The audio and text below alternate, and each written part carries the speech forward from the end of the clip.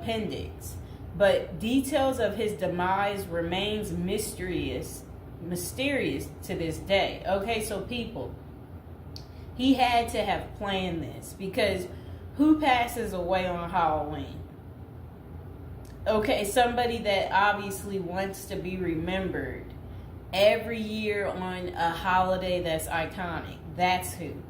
And now would be a good time to like the video and to subscribe to my channel. So for over 30 years, Harry Houdini dazzled audiences with his different stunts and superhuman endurance. So what finally put him 6 feet under? The Hungarian-born escape artist jumped off bridges while handcuffed and wearing leg irons.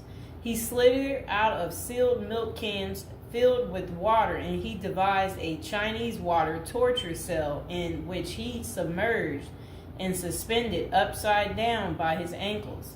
None of those did he. I guess he was able to get out and survive. So Houdini's heart-pounding getaways usually involve a healthy dose of trickery, and but they were also genuine risk. In 1915, Houdini nearly suffocated during a stunt in which he was shackled and buried under 6 feet of dirt. Houdini had made a career out of surviving the impossible, which only made the circumstances of his 1926 death all more mysterious. The 52-year-old performed before a packed audience in Detroit on October 24th, but was rushed to the hospital afterwards with an apparent case of appendicitis. He died just a week later on Halloween, leaving his legions of admirers bewildered. Okay, so an obituary in the New York Times expressed shock at the passing of the man who so often had seemed to thousands to be cheating the very jaws of death. And I want to talk about something else. So I've been to Detroit, and I don't remember anybody talking about Houdini there. And I think they should have had some of his cool, iconic stuff there. But I did see they had Houdini stuff in Las Vegas when I was in Vegas. So, I don't know why they don't have it set up in Detroit. So Houdini's final performance. The strange series of events that led to Houdini's demise had kicked off several weeks earlier on October 11th. 1926, while being shackled into his Chinese water torture cell during a performance in Albany, New York. So it says he was struck on the leg by a piece of faulty equipment. He hobbled his way through the rest of the show, but was later found to have sustained a fractured left ankle. Against doctors' orders, Houdini continued his torture and traveled to Montreal, where he gave a lecture at McGill University. Just a few days later, on October 22nd, he invited some McGill students to visit him in his dressing room at the Princess Theater. The magician's sore ankle was still bothering him, so he plopped down on a couch while the group chatted.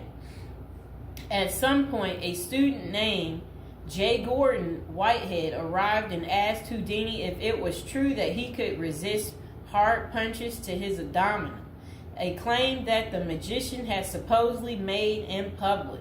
According to witness Sam Smits, when Houdini said the rumors were true, Whitehead abruptly delivered 4 to 5 terribly, forcibly deliberate, well-directed blows to his stomach. Houdini was still reclined on the couch and had no time to prepare for the punches, which appeared to leave him in considerable pain. And now would be a good time to like the video and to subscribe to my channel. Do you like this new series? This is the Death series, and there will be more series to come and more episodes from the Death series as well. And do you like my prison series? And if you haven't checked out my prison series I created just for you, you can go ahead and check out my playlist. And there's also a love spell series that I think you will enjoy too checking out. Okay, so Houdini brushed off the incident at the time, but that same evening he began to complain of discomfort and stomach cramps. His condition only worsened the next day when he boarded an overnight train to Detroit for a new run of performances. The magician developed severe abdominal pain, cold sweats, and fatigue, and his temperature rose to 104 degrees. A doctor suspected appendicitis and instructed Houdini to go to a hospital, but the performer insisted on taking the stage for his opening night show at Garrick Theater. Isn't that really funny? He still wanted to work even though he wasn't doing so well. Okay, he proceeded to struggle through his routine before collapsing immediately after the final curtain. The show would be Houdini's last. The same night, he was taken to a Detroit hospital and prepared for surgery. Doctors successfully removed his appendix, which was found to have ruptured several days earlier, but it had already poisoned his insides. Despite a grim prognosis, the magician clung to life until October 31st, when he died with his wife Bess and his two brothers by his side. The official cause of Houdini's death was listed as peritonitis caused by a ruptured appendix. At the time, the magician's doctors firmly believed that the illness was the result of so I guess some guy had given him something backstage during an encounter in Montreal. Okay, so such cases of traumatic appendicitis are extraordinarily rare. One study found only a couple dozen instances over a nearly 20-year period, but in 1926 the diagnosis was widely accepted. Houdini's life insurance company was even forced to pay his wife a double for accidental death. Okay, so doubts arise over the escape artist's death. Houdini was laid to rest in Queens, New York. And this is what his little, I never knew that was where he is. Well, there he is right there. Okay, that was his tombstone. Okay, so look, maybe I can put that tombstone as the thumbtack, people. Okay, so Houdini was laid to rest in Queens on November 4th, 1926, but rumors about his unusual death have persisted ever since. Many of the theories tend to focus on the magician's contentious relationship with spiritualism, a pseudo-fed religion whose adherents once claimed it was possible to communicate with the dead through seances and mediums. Houdini, a born skeptic, had spent much of the 1920s on a mission to debunk the spiritualist claims and expose its top psychics as frauds. The crusades earned him several $1 million worth of lawsuits and more than a few enemies, but at the time of his demise, he showed no signs of letting up. Just a few months earlier, he had testified in front of Congress in support of a bill to outlaw fortune-telling in Washington, D.C. Could Houdini's meddling have gotten him killed? In the 2006 biography, The Secret Life of Houdini, authors William Kalash and Larry Sloman contend that the magician's death may have been a carefully planned assassination by members of the spiritualist community. If one were to suspect Houdini a victim of foul play, they write, then the section of organization crime that was composed of fraudulent spirit mediums must be considered likely suspect. Okay, so Kalash and Sloman argue that the spiritualists had a history of poisoning their enemies, and they note that no autopsy was ever performed to confirm Houdini's death. I wonder why.